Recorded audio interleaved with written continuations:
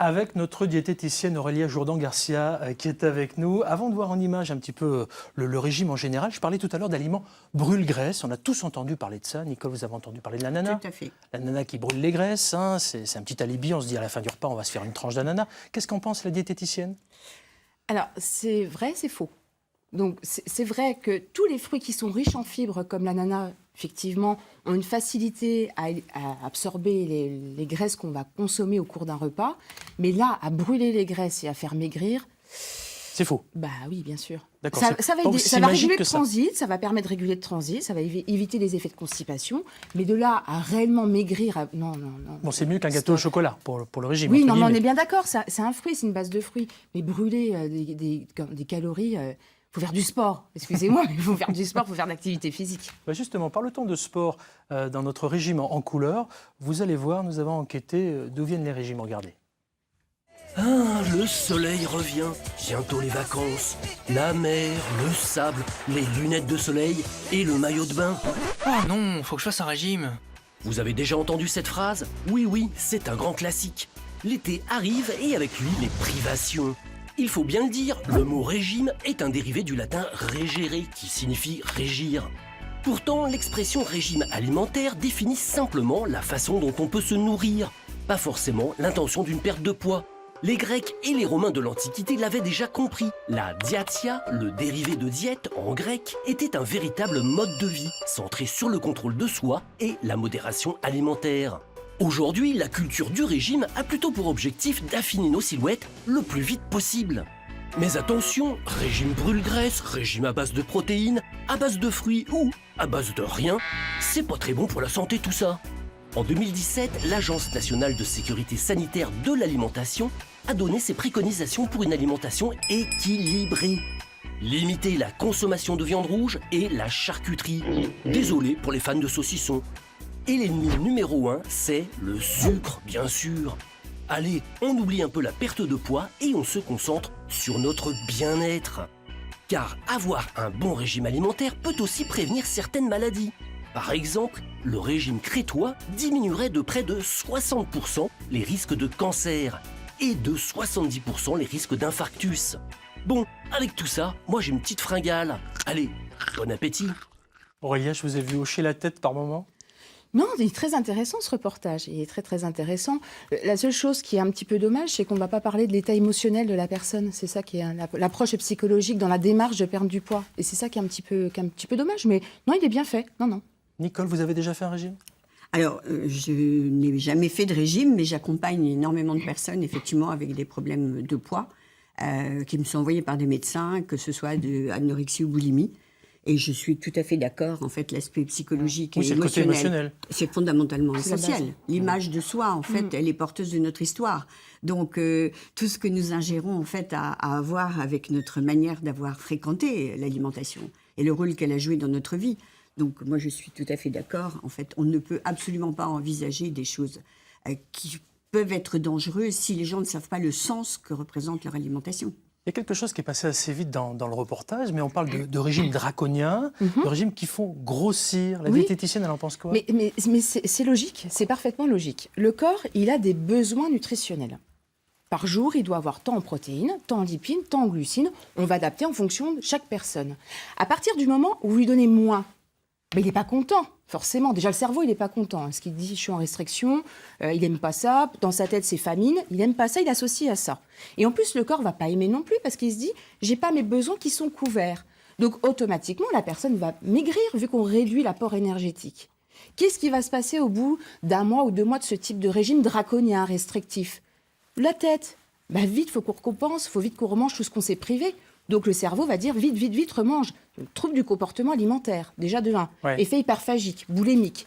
Et deuxièmement, le métabolisme, il se dit, moi j'ai tellement été privé, je vais faire énormément de stockage parce que si jamais il me refait une période de famine, moi j'aurai des réserves. Donc plus on fait des régimes, plus on devient obèse. On est en surpoids, on reprend du poids. C'est mathématique. Mais ça, il faut que les gens le comprennent.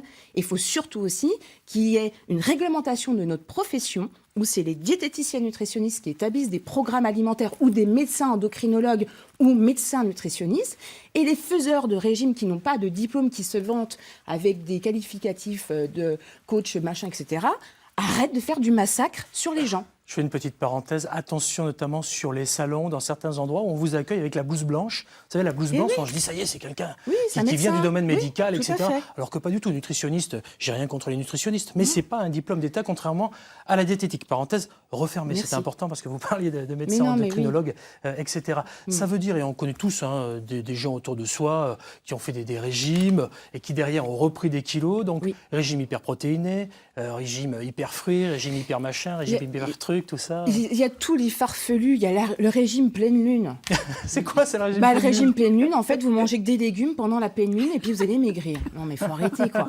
À un moment donné, mais je pense que les gens... Mais le problème, Pascal, c'est que les gens, ils sont tellement dans une souffrance émotionnelle, une détresse émotionnelle par rapport à leurs proches, de leur corps, de leur état physique, ils sont prêts à faire tout et n'importe quoi et à dépenser des fortunes pour maigrir, surtout le plus rapidement possible. C'est ça, en fait, le piège. C'est de bien maigrir sûr. le plus rapidement possible. Parce que, d'ailleurs, c'est bien expliqué dans le reportage. On Tout dit à l'été fait. arrive, paf, maillot de bain et tout. Ou, en tout cas, on veut montrer ses formes. Mais bien sûr. Et on se dit, attention, je suis passé sur la balance. Cet hiver, c'était un peu compliqué, le régime bourguignon-franc-comtois. Et voilà, quoi. Mais il n'y a pas de... Les gens sont plus dans cette prise de conscience, bienveillante. Il faut qu'on fasse du mal à son corps quelque part, c'est ça en fait, pour vite maigrir. Et la plupart de mes patients qui viennent me voir, parce que c'est vrai que moi je ne fais pas des miracles, je fais perdre J'allais vous le dire, justement. maximum, puis c'est tout à chacun, c'est en fonction des métabolismes de chacun. Allez, si je fais perdre 2 kilos par mois, c'est le bout du monde. Et j'assume pleinement parce que je sais que je fais correctement mon métier. D'accord ? Mais les gens, ils vont me dire « Oui, mais vous voyez, je perds du poids. Mais avant, avec le régime d'avant, j'avais perdu au moins 6 kilos dans le mois. » Ça veut dire, je vais faire un résumé très rapide, ça va encore plus vous énerver, qu'il n'y a pas de solution miracle. On ne peut pas perdre en un mois 10 kilos et suivre, et après avoir un équilibre normal. Ça veut dire qu'il vaut mieux aller voir une professionnelle pour réapprendre à manger. C'est ce qu'on voit bien dans le reportage. Il y a un rééquilibre alimentaire qui se fait. C'est-à-dire qu'il y a le fameux mariage de certains aliments qu'on ne doit pas manger à certaines heures, le petit déjeuner, le déjeuner, parfois la collation, parfois le dîner. Donc ça veut dire que chaque cas est unique, chaque cas est différent. Chaque personne est différente. Il y a une base de rééducation alimentaire dans les associations à avoir matin, midi et soir. Après, on le réadapte en fonction du mode de vie des personnes, en fonction de leur histoire. Et après, je vais reconnaître, il faut être honnête aussi, il y a des gens, ils ont tellement fait de restrictions alimentaires parce qu'ils n'ont jamais fait de rééducation alimentaire à apprendre à manger correctement. Malheureusement, ils sont condamnés à ne pas pouvoir reperdre du poids. Et c'est pareil, on peut dire, oui, il faut faire de l'activité du coup pour essayer de reperdre du poids. Qu'est-ce que vous voulez dire à un obèse d'aller courir ? Après, il faut être logique et sensé. Faire de l'activité physique, oui, mais il faut aussi l'adapter en fonction du profil de la personne. Mais il y a des personnes, effectivement, à la force d'avoir fait trop de régime, on ne peut plus leur faire maigrir. On ne peut plus les faire maigrir, c'est terminé. Donc si je résume, pour les personnes désireuses de perdre du poids, rien ne vaut une alimentation équilibrée, faite par un ou une professionnelle. Et en consultation, on etc. adapte en fonction des équivalences, en fonction des tolérances de chacun au niveau alimentaire, mais on rééduque les gens à manger équilibré normalement. Comme la diversification alimentaire chez les enfants, chez les tout-petits. C'est ça la base. Eh bien voilà, ça valait le coup de nous énerver notre Aurélia Jourdan-Garcia. Non, vraiment, vous reviendrez Aurélia. Moi j'aime bien quand vous êtes énervée comme ça. Mais bon, à un moment donné, c'est tellement important parce qu'après, c'est les gens, quoi. Quand on veut aider les gens, il faut faire correctement son métier, quoi. On sent la passion en tout cas. Merci. Mais j'aime. Non, mais c'est très bien, merci. On n'a pas le temps de parler de la charcuterie, du sucre. En 2 secondes, on a parlé sérieusement là, du régime crétois. Est-ce qu'il existe un régime bourguignon-franc-comtois genre comté vin rouge, vous voyez, avec modération?